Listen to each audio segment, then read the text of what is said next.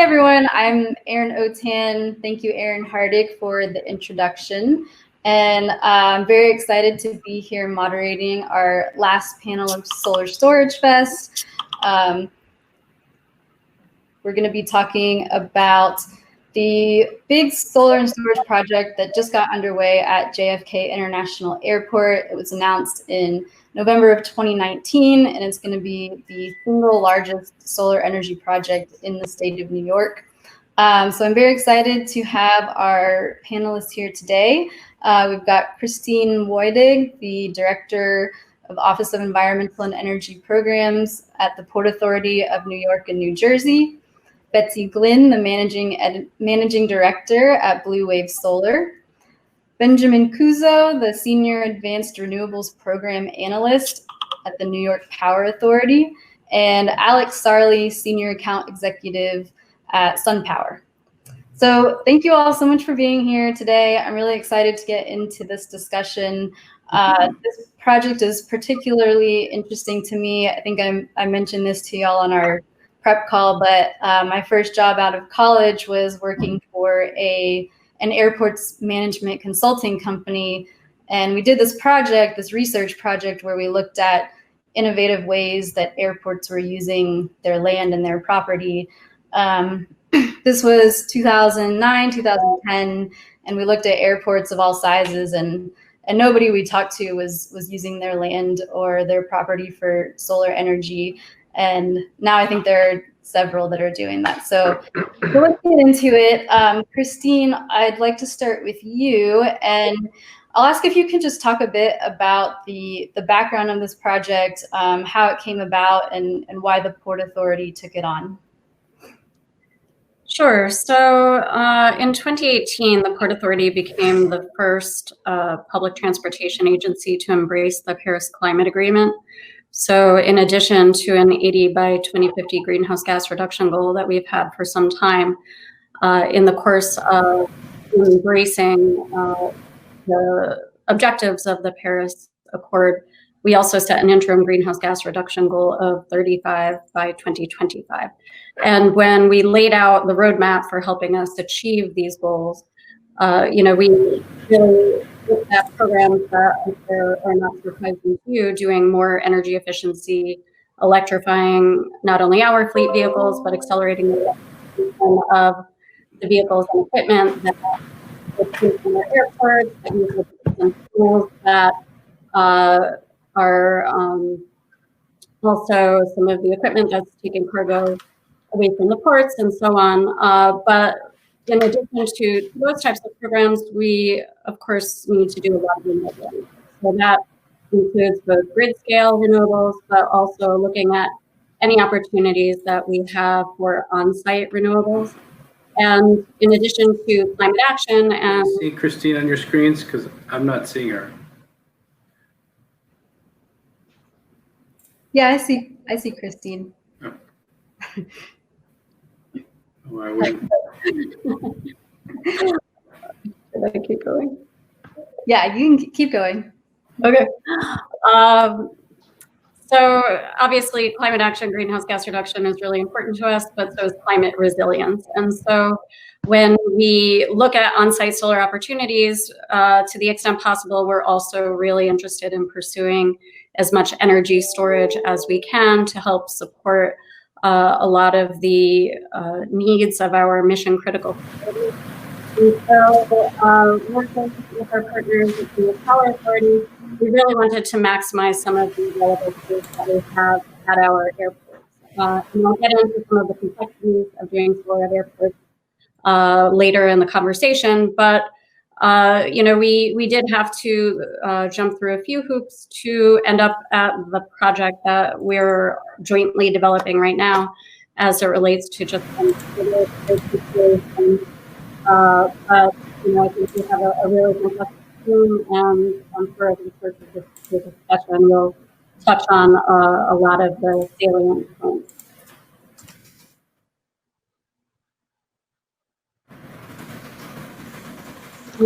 Sorry. Thank you. I'd like to hear just quickly about each of your roles in the project. So Ben, I'll start with you. Sure. Thanks so much, Aaron. So I'm effectively what you could term the project manager on this initiative for the New York Power Authority side. My role and responsibility was effectively to help the Port Authority sort of qualify this opportunity and conceptualize it, and then take it from that concept into reality and implementation. So we helped design and write the RFP and conduct the solicitation to award this project, and then are continuing to assist SunPower, Blue Wave, and their partners, as well as the Port Authority, in bringing this project to fruition. Great. And Alex? Yeah, sure. So at SunPower, I'm an account executive, and so my role in the project is to bid on and hopefully win projects like this, exciting projects like this, and work with our partners to bring their visions for a project online. So I work at sort of as the point of contact for my organization, working with Ben and Christine's folks, and all the other stakeholders that are involved in this project, which are a few. Yeah, my goal is the customer's goal here. Thank you. And Betsy? Thanks. Blue Wave Solar's role in this project is really specific to the community distributed generation, or CDG, portion of the project. And we will be enrolling customers into subscriptions to participate in the community solar, or CDG, portion of the project. And then long-term managing those subscriptions on behalf of the Port Authority and the Power Authority. Great. So back to Ben and Christine, and Ben, I'll start with you, but you mentioned New York's sort of aggressive sustainability and climate goals. Can you talk a bit about how this project fits into NYPA's overall sustainability and climate goals? Yeah, absolutely. So as a New York State authority and public authority, NYPA is committed to the goals of the governor, and particularly the Community Leadership and Climate Protection Act that was recently established and signed. We're attempting to hit 70% renewable energy usage and production in New York State by 2030, and have some very, very aggressive goals: 6 gigawatts of distributed solar PV and 3 gigawatts of distributed energy storage across the state very rapidly between 2025 and 2030. So having a very large concentrated project in one of the most population dense and constrained areas of really the country and of the world, both on a space and an electrical side of things, is really a unique opportunity to showcase not only what these very unique and leading edge projects can accomplish, but how they can be accomplished in very challenging spaces while still providing rewards and benefits to the communities around them. Yeah, and Christine, can you maybe expand a little bit upon what you said about the Port Authority's climate goals and how this project fits in? Sure. So this project, at its size, which at this point is contemplated at 13 megawatts, and 7.5 of CDG, unless my team some change along the way. But it's, this is really a significant scale for the Port Authority. At this point in time, we only have about 1 megawatt of on-site solar installed across our facilities. And so it's really a game changer for us. So, a lot of people, developers, public, you go on Google Earth, you look at the Port Authority's portfolio of assets, and it looks like there are just innumerable opportunities for solar, given sort of the geography of our airports, our seaports, and some of our other real estate holdings. But the reality is, as Ben was saying, this is a dense urban environment. These are industrial areas. These are critical transportation facilities. So coming by an opportunity like this is not easy. And even with this opportunity, there's still challenges that we're working through as it relates to our $13 billion redevelopment program for JFK Airport. But that being said, we really believe strongly that even though grid scale renewables are absolutely necessary to get both states and municipalities to their climate goals, and organizations like ours, given real estate constraints and operational constraints, we believe strongly that there are significant co-benefits to having on-site renewables. And so part of that obviously is displacing some of your conventional energy, to the extent you still have conventional energy in your supply mix with on-site renewables. But then going back to the climate resiliency aspect of this project, the battery storage element of this project will help back up the air train at JFK. And so that really will provide a level of resiliency at the airport that we don't have today, and make sure we can continue to move people around the airport as needed in the event of an outage at the airport. In addition to that, what the on-site generation gives us that the grid scale renewables would not, or even sort of a remote net metered or a bi-level contract might not, is really having a footprint in our communities where you have local renewable power that you can make available to all of our neighboring communities. And I'm sure it comes as no surprise that most of our facilities are in environmental justice neighborhoods. Not everyone wants to live next to an airport or a marine terminal. And so this means that we can really use some of the space that we have to enable our neighbors to participate in local renewable energy. And that's really important to us. So this is a pretty big, complex project. A lot of stakeholders, a lot of interest. So Alex, when you're putting together, a team like this, how, it's also a public-private partnership. How can you ensure that you're putting together the right team for a project like this? Well, sure. Thank you. So I think first and foremost, the team starts with the Port Authority and with NYPA in their sort of bid creation and their selection process. So, SunPower Corporation was honored to be selected as the lead developer on the project. But in terms of how, once we've been awarded a project, how we organize a team, there's several things that we take into account. And a project like this with many stakeholders sort of requires pretty continuous coordination across stakeholders. So within my company, I have a weekly meeting, and externally with the stakeholders, we have a weekly meeting where we go through and organize our plan to attack the roadblocks that are presented on a project like this regularly. I mean, these are not easy projects to develop and complete. So we're constantly coordinating. Each of our stakeholders has a main point of contact. I'm the main point of contact for the developer and financier, which is Goldman Sachs Renewable Partnership.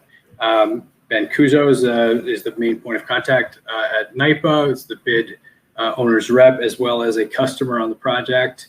And Brian Rubio is my main point of contact for the Port Authority, coming from Christine's group in the Office of Energy and Environmental Programs. So we're in constant communication, troubleshooting problems, and making sure that we are identifying the subject matter experts within the Port Authority at the airport and externally, in outside agencies, the utility, NYSERDA, trying to run down answers to questions and resolve issues as we go along. So it takes a village, and I'm happy to work with such a talented team, both internally and externally, such that we have the opportunity to get this project done.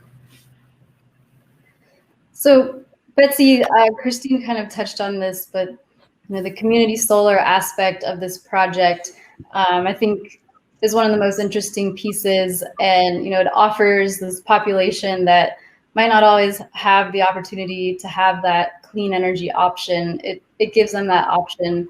Can you maybe just talk about that piece a little bit on this project, but also more generally how community solar can be leveraged to reach underserved populations and communities? Sure, that sounds great. On this project in particular, I guess I'll speak more generally a little bit about community distributed generation or community solar. Community solar requires no upfront cost. There's zero cost to sign up for a subscription. You pay for the credits that you receive on your electric bill. And those credits, all of the credits that we offer through Blue Wave, and we oversee 390 plus megawatts of solar projects. All of those projects are at a discount to the customer. So it is a money saving opportunity for residents, small businesses, and we also oversee anchor subscriptions as well from large institutions and commercial off-takers as well. For this project in particular, the Port Authority has really identified that they want the community solar subscriptions and savings to go to the immediate community around the airport. And so they've identified 33 zip codes that are within the JFK neighborhood, right in the immediate area. And we will be exclusively marketing the community solar subscriptions to those customers that live in those neighborhoods. So that's, we're definitely going to be geo-targeting there. And that's a real opportunity. And I think something where, I think the Port Authority really stands out in this regard, that they've taken a stand and said that is a key important feature for the Port Authority to be able to host this project. Specifically here in December last year of 2019, New York State implemented or released an order related to utility consolidated billing. And so we're hoping to implement this community solar project under that framework. And what that will do is, instead of having two bills each month, one for the utility and one for the Blue Wave solar subscription, we're hoping that we can utilize that utility consolidated billing to be able to wrap the community solar subscription into the customer's utility bill, which simplifies the administration for people. And it also makes it so that we're able to guarantee savings every month. So typically with a community solar subscription, we can guarantee savings over the year, but in the summer when the generation is higher, we can't always guarantee monthly savings. They might have a higher bill one month that will roll forward. And so in this way, we're really able to serve the needs of the underserved community that's in the immediate area of the airport and offer these subscriptions at a discount with a guaranteed monthly savings. And Ben, so the Z Prime team we've worked a lot with your CEO, so I have to give a shout out to Gil Quinones. But I know that one thing he's really passionate about is that energy equity piece. Could you talk a little bit about how this project fits into NYPA's equity initiatives? Well, so this project, obviously, because it's being enacted on behalf of the Port Authority, doesn't necessarily directly address our own initiatives. We do have separate initiatives that we're undertaking internally to assist with our own power plants and our own facilities that are in environmental justice communities. But specifically, this checks all the boxes for what we emphasize and what we internalize at the New York Power Authority, which is being able, and to echo what Christine said earlier, is being able to not only provide these energy saving and bill saving opportunities to local communities and to our local communities, but to do so with assets that are directly in their backyards that they can look out and see and touch. That very tactile and close relationship with these projects really does help to foster general adoption of green energy and renewable practices. And that's something where we want to see the market, the community, society as a whole try to work. So, Christine, an airport is not just a facility. It's practically, one like JFK is practically its own ecosystem. So, what are some of the challenges of doing a project like this at a place like an airport? Well, every day there's a new one. I'm sure the rest of the project team can agree that we're always finding new ways to challenge ourselves in the implementation of this project. But I mentioned earlier that at JFK, we're in the midst of launching a $13 billion modernization program. And so that includes building new air terminals, but then so much of the central utilities are going to be completely redone, and roadways will be realigned. And if you think about the airport itself, you know, there's been so much organic growth at the airport that underground one almost never knows what one might find, despite you know, any volume of engineering drawings that we might have. And so I think the primary challenges really are trying to keep this project on the front burner while we have so much of the agency mobilized behind this redevelopment program. Now, obviously, post-COVID, the airline industry and air travel in general has certainly taken a very big hit. And I think that there's some time before we really see that business recover. And so in some ways, you know, silver linings there, the lull in some of that redevelopment activity does give us an opportunity to potentially accelerate the delivery of this project.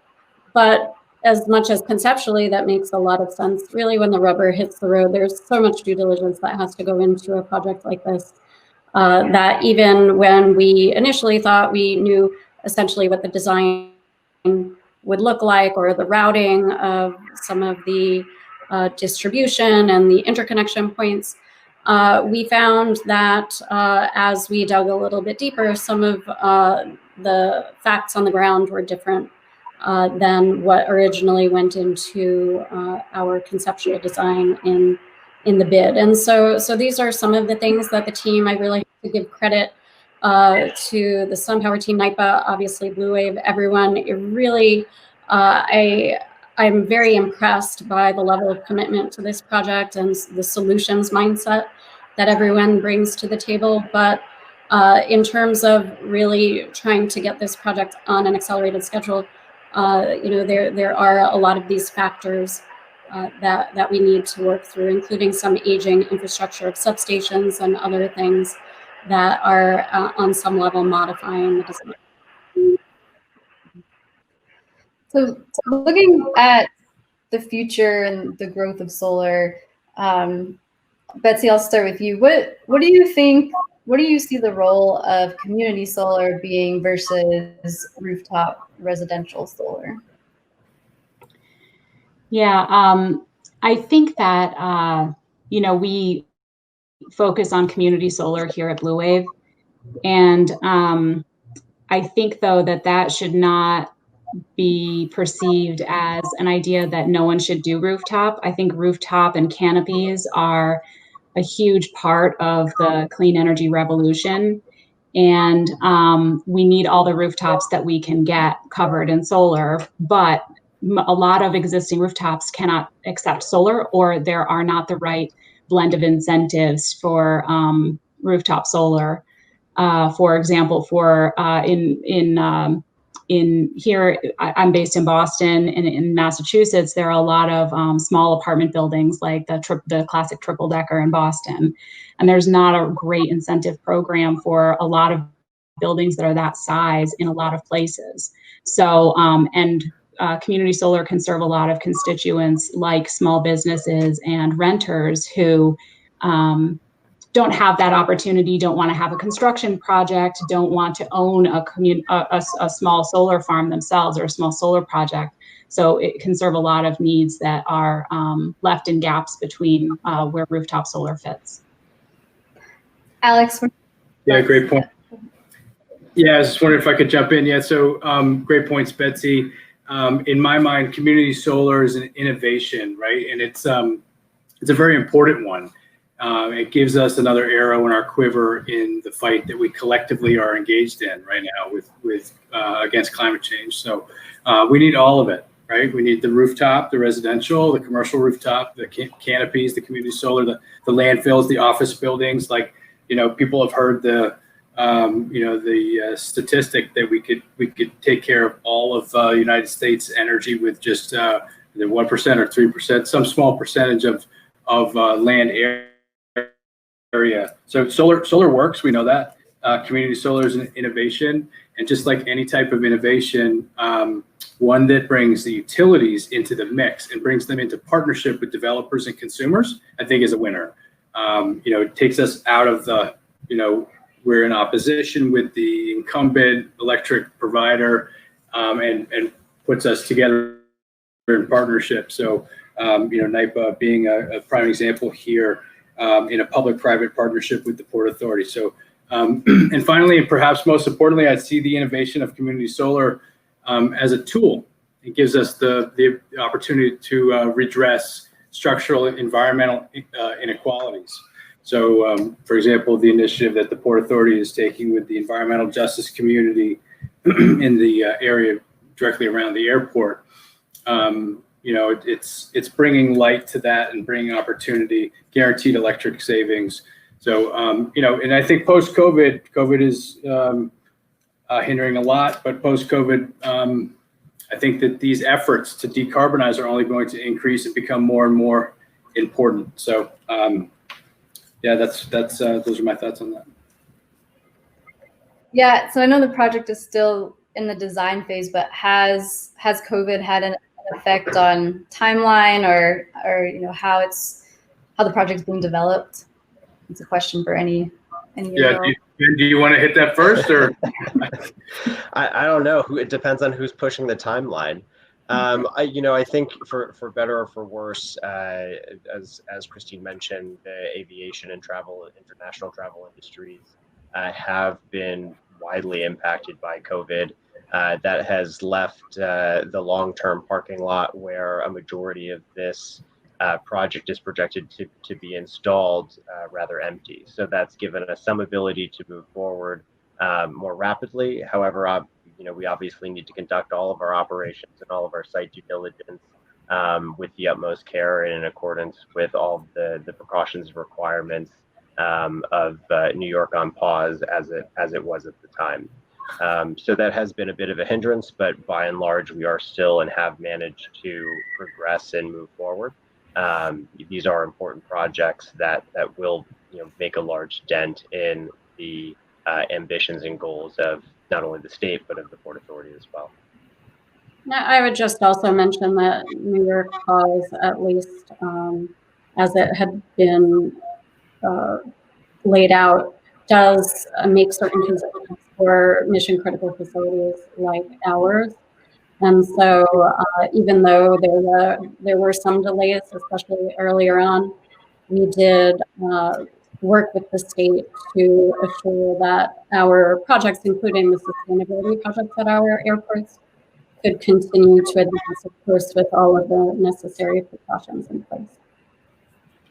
Yeah, I would just echo the comments of Ben and Christine. We all work together to both, facilitate the access to the site, which was necessary right when COVID really came online in the middle of March, early March. And that was a critical path period for the project because we needed to be on site and do, some excavation work. But, we all came together, worked with the powers that be to get the access. Also, SunPower, had developed a very rigorous protocol to make sure that we were, comporting with the appropriate health and safety standards that were required. And if you remember back then in March and April, the center of this whole thing was in New York. So it was tough. It was tough for everybody, I'm sure. And one other thing I would just say is being still in the design and development phase of this project, having seen the impact of the first wave of COVID, I think will be very helpful to us as we continue to advance the project, because we don't know what the coming months or even years may hold. And so I think going into the rest of the project, being mindful of the fact that we'll need to manage certain risks that if it was a year ago or even 8 months ago, we would not have really had on our radar. I think will help prepare the entire project team to try to keep things on track, and any subcontractors and any of sort of the waterfall of different partners that will be engaged in this project. I think that we have a different sensitivity to what could happen. Yeah, that's a really good point. We have had a couple of questions come in from the audience here. So this first one is, could this happen at any airport, or is JFK in a unique position to be able to take on this kind of project? I would say that most if we could do it at JFK in the middle of a massive redevelopment program, I would say most airports could undertake something similar. Now, obviously, there are always going to be details related to interconnection and whatever the regulatory requirements are in certain jurisdictions. We did actually work with NYPA early on to even enable a project of this size to happen at JFK. At first, Con Ed, our local utility, interpreted the tariff as saying any given tax lot could only develop 5 megawatts of solar. And JFK is essentially a 5,000 acre tax lot. And so, that was obviously something that we couldn't live with. And so working with NYPA, we petitioned the Department of Public Service to allow us, even if on the interconnected side into the Con Ed grid, it was a 5 megawatt cap, that we could develop any number of additional megawatts at the airport behind our own meter. But that will vary from airport to airport. So, I think that certainly will be a consideration.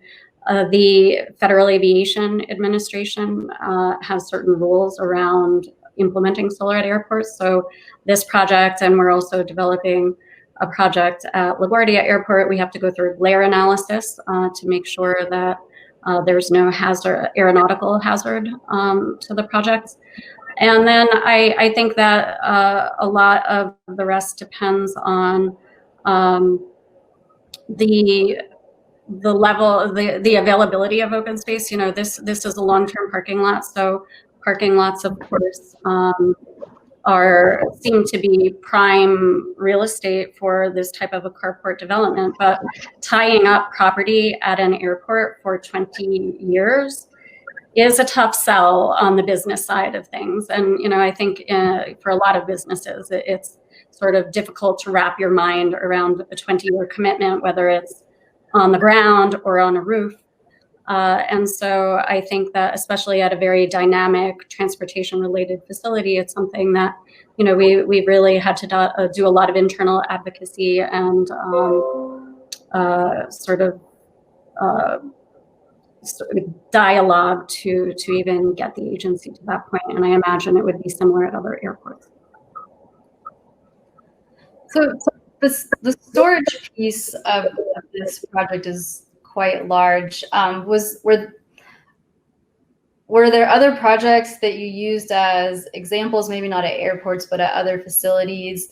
Or was this something that was just sort of, you decided to undertake? I guess, did you have examples to go off of, or is this something completely new? It's new for us. This would be the first time we're implementing any energy storage at all. And I would really cite space constraints and cost as a primary reason why we haven't been able to undertake storage in the past. Again, even at the parking lot, which is a wide open space, we generate revenue from parking fees. And so even cannibalizing some portion of that lot for storage was another internal discussion we needed to have. Not to mention, because of the redevelopment, a lot of the existing parking capacity at the airport will be shifting around over the course of the construction period. And so there will be a lot more activity at the long-term lot than there is today. And so that's where space really matters. And these batteries are not small.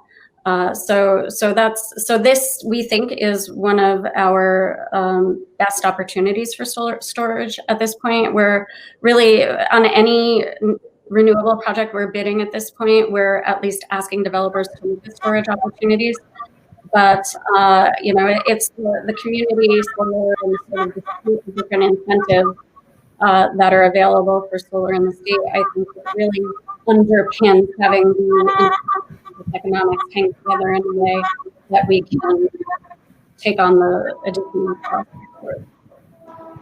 Yeah, if I could just echo a couple of things. The storage is a fantastic thing to bring into the mix. It gives the opportunity to generate more value for the customer, to provide the opportunity to do many different use cases. I mean, in this instance, there's a couple that are going on, but New York State in their REV program efforts have really facilitated this. So the VETR value stack incentive program allows the in front of the meter storage facility to essentially capture some higher value kWh benefit during the summer, and that's the sole sort of revenue source for that part of the project.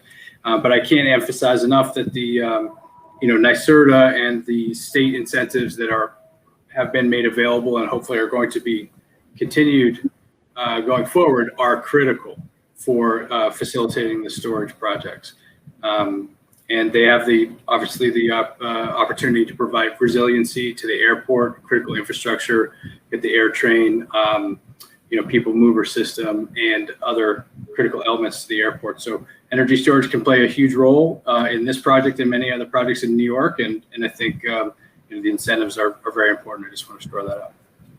And from the New York Power Authority's perspective, it gives not only us as an institution, but also the Port Authority the ability to potentially profit and earn revenue off of future use cases for these energy storage assets.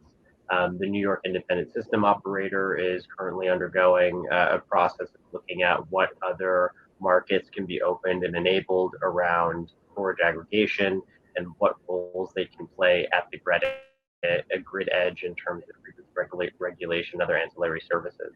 So positioning the Port Authority and the Power Authority to take advantage of those potential revenue streams and programs in the future is also something that has driven this project forward and provided interest from the Power Authority's perspective. Betsy, do you see storage continuing to be coupled together with community energy? Yeah, absolutely. We see a lot of that happening now, more and more in Massachusetts and New York. Those areas are especially advanced, I guess, in adopting some solar+storage policies. And there's a lot of storage being paired and implemented as part of community solar projects as well. And there's one other audience question that might be a little more specific, but it says, is the 13 megawatt solar a single axis tracking or fixed tilt? And what is the duration of the 7.5 megawatt battery? I can take that. Yeah, I would love it if it were single axis tracking. That would be fun. And obviously much more, generation rich. The issue is the FAA with respect to the glare rules and pilots when they're approaching and taking off from an airport, they need to have no glare in their line of sight. So the FAA has pretty strict rules on that. So it is a fixed tilt system. The orientation of the panels is on an east-west canopy design, such that there's really no glare impact to pilots approaching or taking off. So yeah, in another context, we might want to do a single axis tracker, but unfortunately not here. And in terms of the duration of the battery, the hope is that we'd be able to do up to a 4-hour battery. The battery systems are split across a behind the meter component, which is just serving on-site load, and then the in front the in front of the meter project, which is the community solar project. For the community solar project, we would like to do a 4-hour battery. We are bumping up into some ceilings on that, and we're currently trying to work that out. But at worst case, 2-hour, best case, 4-hour. That's what I can say about that.